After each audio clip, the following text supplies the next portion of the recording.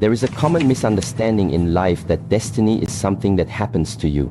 That fate is a force that comes knocking, uninvited, overwhelming and inescapable. People walk through life waiting for signs, for moments of grand revelation, for the universe to suddenly lift them up and carry them to the life they always dreamed of. They wait for proof, for miracles, for lucky breaks. But what if I told you that destiny is not something that chooses you randomly? What if I told you that it is something that reveals itself only to those who are prepared to carry it? This idea can be found in many forms. Sometimes it comes in the form of a story passed down by monks, where a young warrior seeks purpose in the mountains and is told by the master, "When your heart is ready, the path will appear." Other times it comes in quiet reflections, moments when your soul whispers truths that your mind does not yet understand. But occasionally it takes a physical form, something small, something overlooked, yet deeply symbolic. A line on your hand. A mark you didn't ask for, but one you now carry. People look at this line and ask, does this mean I'm chosen? But that is the wrong question. The real question is, am I ready to understand what being chosen truly means? You see, the universe doesn't waste its wisdom on the unprepared. It does not cast its light on closed eyes. And it does not speak in the language of ego. It speaks in the language of silence, symbols, intuition. The line you carry on your hand may or may not exist, but what matters more than the physical presence of that line is your perception of it, your awareness, your understanding. It is not the line that gives you power, it is the recognition of it that begins your transformation. In the ancient Shaolin teachings, there is a lesson that many overlook. Before a student is accepted into the temple, before he is even allowed to begin his training, he must sit in silence outside the gates, for hours, sometimes for days. Not because the monks are testing his endurance, but because they are testing his awareness. Can he remain still when the world is moving? Can he remain centered while the wind and rain tempt him to move? Can he notice that the real gate is not the wooden door before him, but the threshold inside his own mind? In the same way, when people hear about a line on the palm that signifies something rare, something chosen, they often focus on the outer form. Do I have it? Show me where it is. Tell me what it means. But these are the questions of the unprepared. These are the words of someone who still believes destiny is a reward. But destiny is not a reward, it is a response to readiness, a response to self-discipline, a response to the one who has gone through the fires of doubt and pain, and come out, not begging for miracles, but walking with stillness and clarity. To be chosen does not mean you are special. It means you are responsible. It means that something within you is being called into service. It means your awareness has reached a threshold where now the truth cannot be hidden from you anymore. And that truth may arrive as a vision, or as a quiet sense that you are meant for something more, or perhaps in a single line, invisible to others but undeniable to you. There is a story from my youth that I have never forgotten.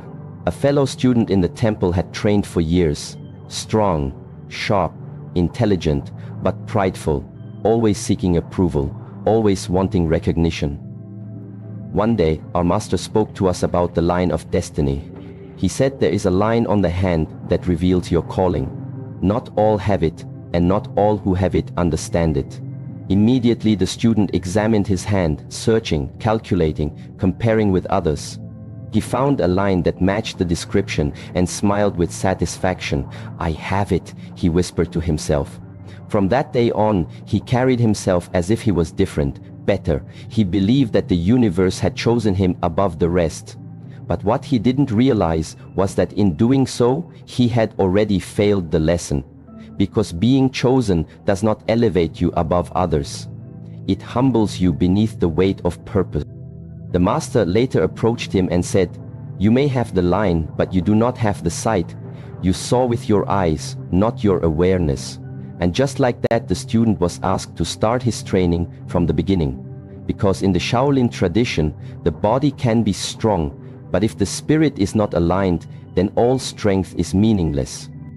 To see the line and understand it is not about pride, it is about preparation. You are not chosen because of a mark. You are chosen because you have cultivated the stillness to hear the call that the mark represents. You are chosen because you have lived through the storms and did not let them corrupt your heart. You are chosen because you have seen the worst in yourself and decided to transform, not retreat.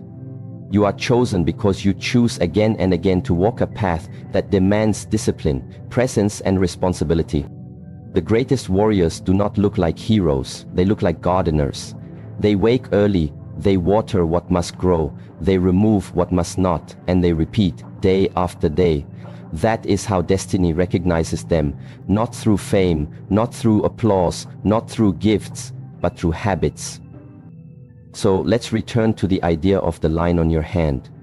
Whether it is there or not is not the point. The point is, when you look at your hand, do you see the symbol of potential? Do you understand the sacredness of your own being? Do you recognize that your existence is not accidental and that every scar, every pain, every joy has prepared you for a deeper calling? The hand is a tool. It holds, it builds, it strikes, it heals. The line then becomes a reminder, a sacred reminder that your life is not for wasting, that time is not infinite, that your breath is not guaranteed. If you have the awareness to see that, then you are ready. And if you are ready, then you are already chosen. And yet, even in this truth, there is more, because readiness is not a one-time event. It is a daily practice. You may have seen the line today, but tomorrow, if you forget to live with presence, the line disappears. Not from your hand, but from your spirit. Destiny is not permanent. It must be earned over and over. Not through achievements, but through alignment. A monk wakes each morning not wondering what he will receive, but asking what he will become. That is the mindset of the chosen. Not what does the world owe me, but what can I offer to this moment? The line becomes your teacher. It reminds you, stay awake, stay grounded, stay clear. There are thousands of people who have more talent than you, more opportunity, more resources, but few will ever know what it means to be truly chosen, because they never ask the real questions. They chase signs instead of cultivating stillness. They want meaning without discipline. They want recognition without readiness. But the universe does not respond to desire, it responds to alignment. The energy you carry within you is your message to the world. It is not your appearance, it is not your story, it is your energy. And that energy is shaped by your habits, your thoughts, your intentions, your breath. So the next time you look at your hand, pause, breathe, forget about the line. Ask instead, how am I living? Who am I becoming? What am I building? What am I ignoring that I should be facing? That is the path of the chosen, not because you were given something rare, but because you were given the ability to recognize that every moment is rare, that every breath is sacred, that your life, no matter how ordinary it may seem, is a piece of a much larger harmony. Destiny is not somewhere out there. It's not waiting in the distance. It is right here, right now. It is in the way you sit, the way you speak, the way you treat others when no one is watching. The line is not proof of destiny. The line is the invitation. The question is, will you answer it? The idea that you are chosen is a powerful one, but just as fire warms or burns depending on how it is used, the belief of being chosen can either awaken responsibility or inflate ego. The world is filled with people who think they are chosen, special, superior, but few realize that to be truly chosen is to be burdened, not rewarded. It is to carry the quiet, invisible weight of self-responsibility, to walk a path of awareness in a world that wants to distract you, to act with discipline when the rest of the world chooses comfort. That is what marks the truly chosen, not a line on the palm, not a blessing whispered by destiny, but the way they carry themselves when no one is watching. We live in a time when most people seek freedom from responsibility. They want the rewards without the path. They want the strength without the struggle. They want clarity without the silence. And most of all, they want meaning without the discipline required to shape it. But that is not how life works. That is not how the universe operates. Everything in life comes with a price, and for the chosen, the price is inner responsibility. What is inner responsibility? It is the decision to no longer blame, to no longer complain, to no longer wait for someone to fix you, heal you, guide you, or save you. It is the inner fire that burns through excuses. It is the willingness to stand still and face your patterns, your shadows, your truth. Inner responsibility is when you begin to understand that everything you think, everything you say, and everything you do echoes into your destiny. It is not punishment, it is power, but only for those who are willing to carry it. When you are truly chosen, life does not get easier, it gets clearer. You begin to see the patterns of your mind more sharply. You begin to notice how your reactions shape your relationships. You begin to observe how every habit, no matter how small, becomes a brick in the foundation of your future. Most people ignore this. They live in reaction. They respond with emotion. They make decisions based on fear, pleasure, or convenience. And then they wonder why their lives feel chaotic, why they feel lost, why they cannot find peace. But the chosen, the ones who understand inner responsibility, do not run from chaos. They face it, they study it, they bring order to it from within. The mark of the chosen is not what you carry in your hand, it is what you carry in your mind when things fall apart. It is your breath when you are anxious. It is your posture when you are discouraged. It is your tone when others are angry. It is the way you walk through darkness without letting the darkness walk through you. And this is not something you perform for others. It is not something you wear like a costume. It is something you embody, quietly, consistently, invisibly, because it has become part of who you are. Discipline is the outer layer of responsibility, but awareness is the core. Without awareness, discipline becomes punishment. Without awareness, effort becomes ego. But with awareness, everything changes. When you begin to see yourself clearly, without illusion, without justification, you awaken a new level of honesty. And honesty is the path of the chosen. Not the honesty you show to others. The honesty you show to yourself. Can you admit when you are wrong? Can you recognize when you are falling into old habits? Can you stop the pattern before it pulls you back into unconsciousness? This is why the journey of the chosen is a lonely one, not because you are isolated from others, but because you no longer allow yourself to be lost among them. You do not follow the crowd when the crowd is blind. You do not celebrate noise when silence is needed. You do not chase pleasure when discipline is calling. You do not reach outward for fulfillment when you know the answer is inward. Many times in life, the chosen are misunderstood. They are called too serious, too quiet, too distant. But that's because they are not looking for attention. They are building something sacred within. They are cleaning their inner temple. They are listening to the subtle voice of wisdom that most people drown in distraction. They do not fear being alone. They fear being disconnected from themselves. That is their compass. That is their guide. Responsibility begins with thoughts. Most people do not understand how powerful a thought is. A single thought, if repeated enough, becomes a belief. A belief, if strong enough, becomes a behavior. And behavior, over time, becomes character. So if your thoughts are undisciplined, your life will be as well. This is why the chosen do not entertain thoughts that weaken them. They do not feed the mind with fear. They do not indulge fantasies that drain their energy. They observe the mind, but they are not controlled by it. They discipline the mind, but they do not shame it. They speak to themselves with clarity, with firmness, and with compassion. And through this internal dialogue, they begin to shape a new destiny, one that is not inherited, but earned. The idea that someone is chosen often creates the illusion that they were born lucky, that life favored them, that the universe gave them something rare.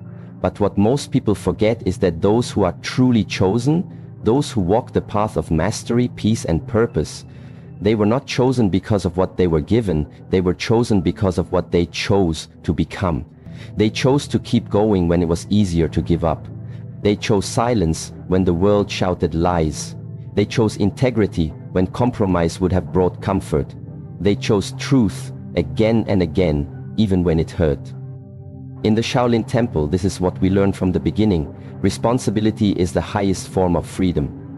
When you take ownership of your energy, your breath, your body, your thoughts, your time, you no longer have to wait for life to bless you. You become the blessing. You no longer need permission. You are already aligned.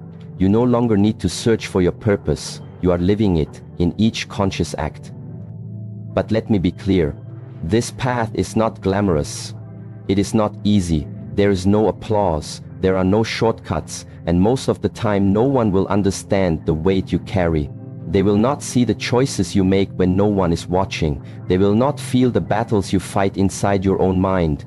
But that is what makes you chosen. You do it anyway. You keep showing up. You keep breathing mindfully. You keep acting with clarity. You keep walking with intention. You keep mastering yourself, not because it is expected, but because it is who you are. And slowly everything begins to shift. Your presence becomes medicine. Your words begin to carry power. Your silence begins to hold depth. Your energy becomes a mirror for others. And though you never asked to be a leader, you become one, not through authority but through alignment, not through control but through example. People often ask, how do I know if I am chosen?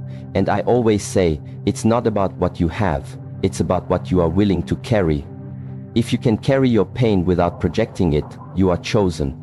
If you can carry your doubts without running from them, you are chosen. If you can carry your truth without forcing it onto others, you are chosen.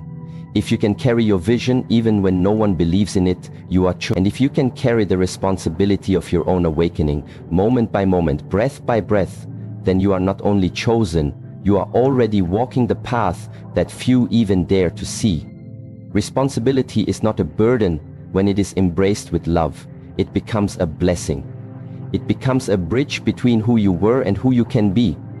It becomes the quiet strength that lifts others, the calm presence that anchors storms, the invisible structure that builds a life of depth, wisdom, and purpose. That is what the chosen understand.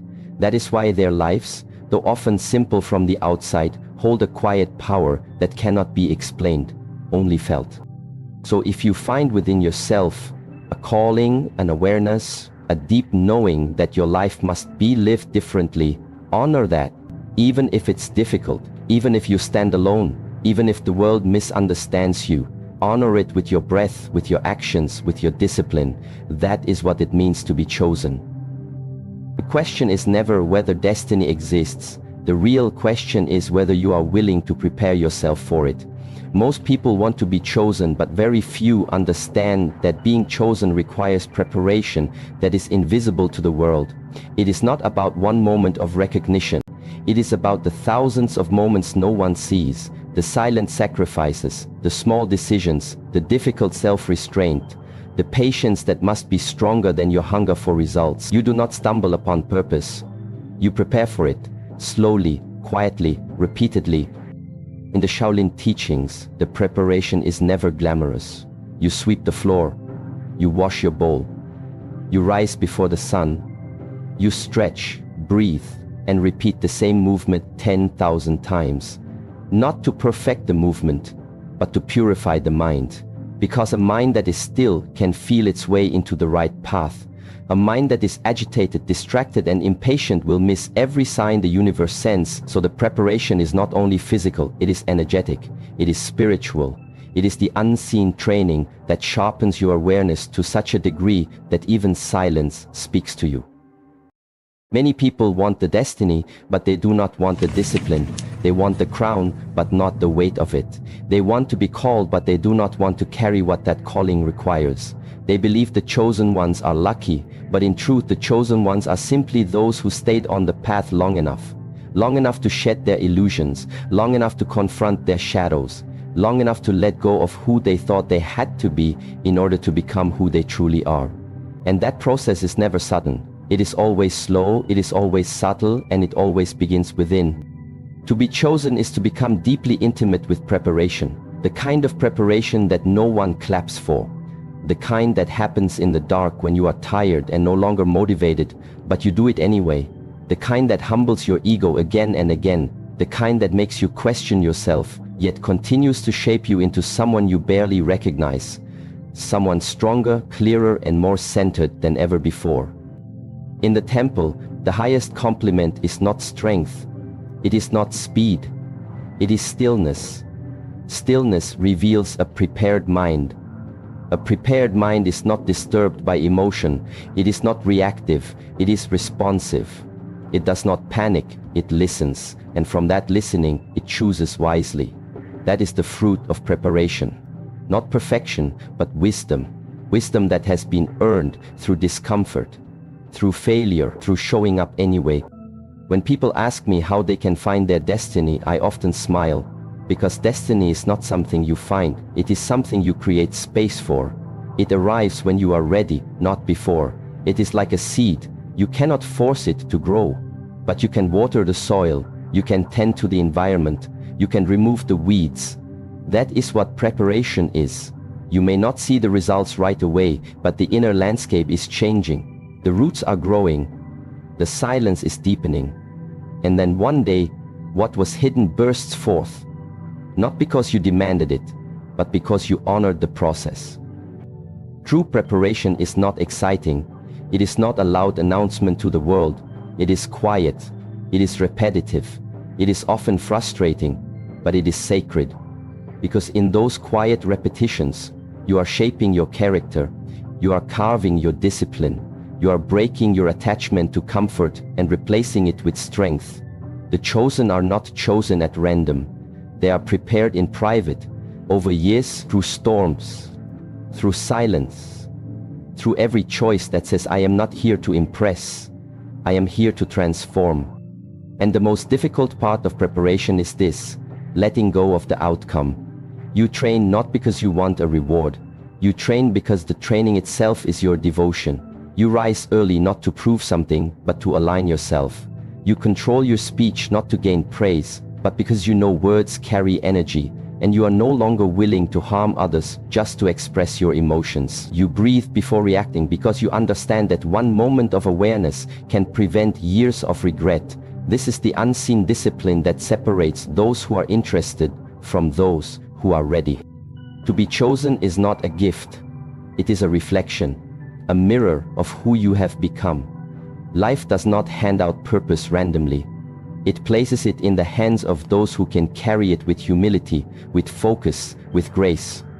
And the only way to become that person is through consistent preparation. Preparation of the body, of the mind, of the breath, of the heart. There is a saying in the East, when the student is ready, the teacher appears. But most people misunderstand this. They believe the teacher is an external person, a master, a guru. But the real teacher is life itself. Life becomes your master the moment you stop resisting it. Every moment becomes a lesson. Every setback becomes training. Every difficult person becomes a mirror. And your response to these lessons is your preparation. Will you react with emotion, or will you respond with awareness? Will you run from the challenge, or will you breathe into it? Will you blame the world, or will you ask, what is life trying to teach me? If you can ask that question sincerely, without pride, without complaint, then you are already preparing. Even in your confusion, even in your pain, even in your doubt. Preparation does not require perfection. It only requires presence, over and over, until presence becomes your natural state, until you can walk through fire and not lose your balance, until your inner world is so stable that no outer chaos can shake it. Then you are ready. Then you are chosen. And still the journey continues, because there is no final destination, only deeper levels of preparation. Each layer brings you closer to clarity. Each trial strips away the unnecessary. Each silence deepens your understanding, and slowly, without even realizing it, you become someone who does not chase destiny. You embody it, you live it, you speak it, you walk it, and others feel it, not because you tell them, but because your presence says it all. This kind of preparation is not taught in schools. It is not measured in degrees or certificates. It is measured in your ability to remain centered when nothing goes your way. It is measured in how you treat others when you are in pain. It is measured in whether you can sit with yourself without distraction, without stimulation, without needing to escape. That is the true preparation. That is the training of the chosen. So do not ask, when will my purpose arrive? Ask instead, how can I prepare myself to carry it? Do not ask, where is my sign? Ask, can I become quiet enough to recognize it? Do not ask, why is it taking so long? Ask, what else do I need to master within myself before I am ready? The line on your hand may be there, or it may not, but that does not matter. The real line is the one you are drawing each day with your actions, your thoughts, your habits. That is the line of your preparation. That is the mark of your readiness. And when it becomes strong enough, deep enough, clear enough, destiny will not need to find you. It will rise within you. There is something the modern world forgets, something that is not written in books or taught in schools. It is the understanding that those who are truly chosen often go unseen. They are not the loudest in the room. They are not always recognized, rewarded, or understood. Their lives are not full of constant applause or celebration. Instead, they are marked by solitude, clarity, and quiet alignment with the truth. Because the path of the chosen is not a path of performance. It is a path of presence. And presence, true presence, is invisible to those who are asleep. We live in a time when everyone wants to be seen, to be validated, to be followed, praised, and approved of. People spend their energy curating images, building masks, chasing attention. But the one who is truly chosen does not seek attention. He seeks alignment. She seeks truth. They are not moved by the noise of the world because they have found something deeper, the stillness within themselves. And in that stillness, they have realized that real power does not need to be broadcast. It simply is. It moves differently. It lives differently. It walks into a room and shifts the atmosphere, not by force, but by frequency.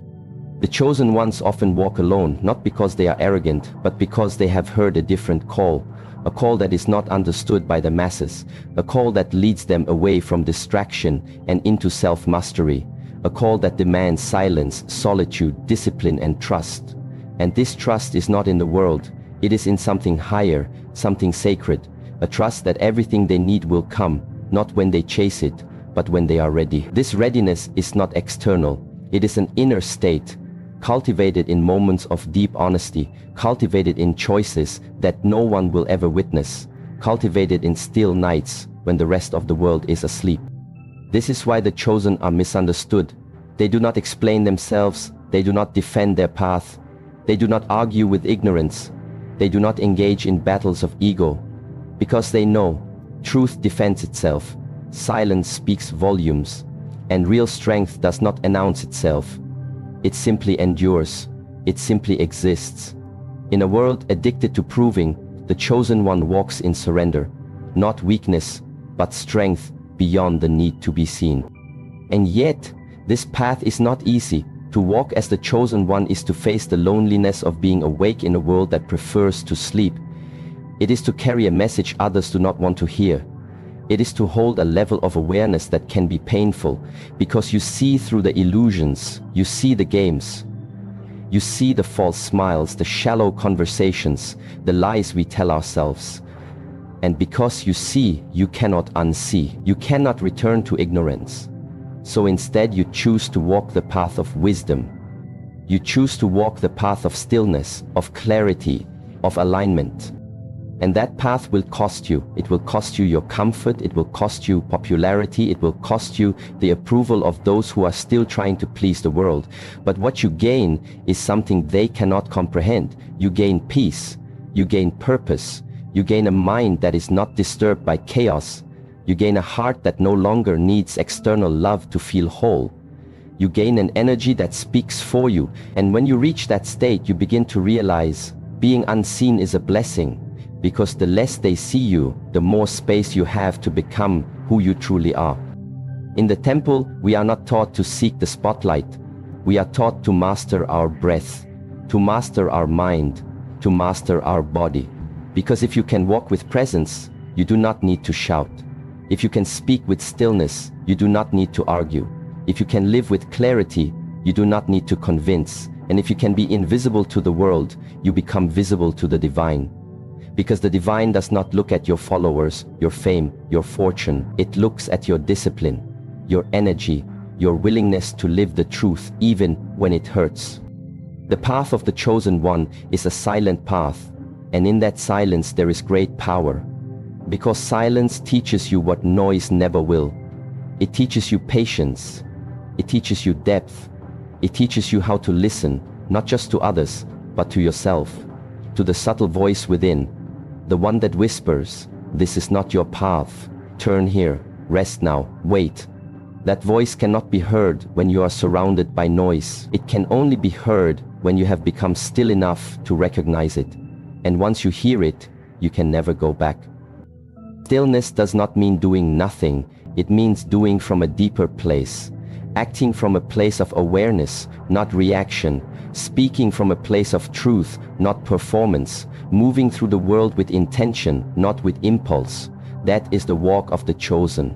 It is not about being special. It is about being sovereign. You no longer belong to the opinions of others. You belong to the truth within yourself. And yet, this sovereignty is not loud. It is not aggressive. It is gentle but unshakable. It is quiet but undeniable. And when you meet someone walking that path, you feel it. You may not know what it is. You may not be able to explain it, but you sense it. Something about their presence calms you, it challenges you, it invites you to rise. And that is the gift of the chosen. They do not inspire through words. They inspire through being, through the way they walk, through the way they sit, through the way they breathe, because they have aligned themselves with something greater than the world, and it radiates from them. But to reach that place, to truly live that way, requires sacrifice. It requires you to let go of who you think you need to be. It requires you to disappoint others in order to be authentic. It requires you to leave the crowd, to say no when everyone else says yes, to sit in silence when everyone else is screaming. And in those moments, you may doubt yourself. You may wonder if the path is worth it, but the answer always comes, not from outside, but from within. A quiet knowing, a deep clarity, a sense that even in your solitude, you are exactly where you need to be. And slowly, you begin to see your life is not meant to be a performance. It is meant to be a practice, not for others, but for yourself. A sacred training ground, a daily devotion, each breath a meditation, each step a prayer, each moment an opportunity to return to the truth. And when you live this way, the world no longer has power over you. You are not shaken by praise or criticism.